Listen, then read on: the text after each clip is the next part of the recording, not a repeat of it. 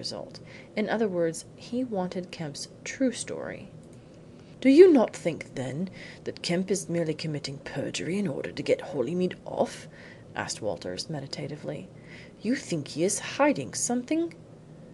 Crewe replied, with his faint inscrutable smile, that he had no doubt whatever that such was the case. He thought Kemp's true story might be obtained if Walters directed his cross-examination to obtaining the truth instead of merely to exposing falsehood. It was evident to him that Kemp had come forward in order to save the prisoner. How far was he prepared to go in carrying out that object? When he was made to realize that his perjury, instead of helping Holymead, had helped to convince the jury of the prisoner's guilt, would he tell the true story of how much he knew? "My own opinion is that he will," continued Crewe. "I studied his face very closely while he was in the box to-day, and I am convinced he would go far, even to telling the truth, in order to save the only man who was ever kind to him." Walters was slow in coming round to Crewe's point of view. He had a high opinion of Crewe, for in his association with the case he had realized how skilfully Crewe had worked out the solution of the Riversbrook mystery. But he took the view that now the case was before the court it was entirely a matter for the legal profession to deal with.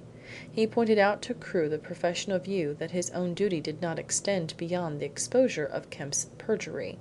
It was not his duty to give Kemp a second chance, an opportunity to qualify his evidence. He believed the defence had called Kemp, in the belief that his evidence was true, but the defence must take the consequences if they built up their case on perjured evidence which they had not taken the trouble to sift. Crewe entered into the professional view sympathetically, but he was not to be turned from his purpose. He felt that too much was at stake, and he lifted the discussion out of the atmosphere of the professional procedure and into that of their common manhood.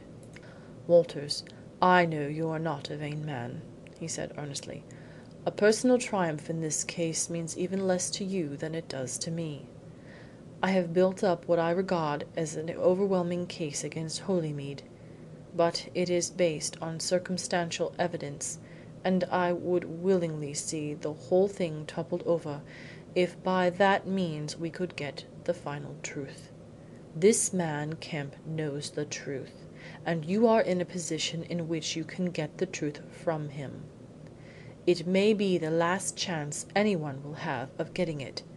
Apart from all questions of professional procedure, isn't there an obligation upon you to get at the truth?"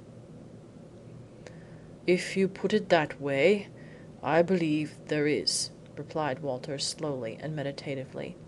There was a pause, and then he spoke with a sudden impulse. "Yes, Crewe, you can depend on me. I'll do my best." End of chapter 31.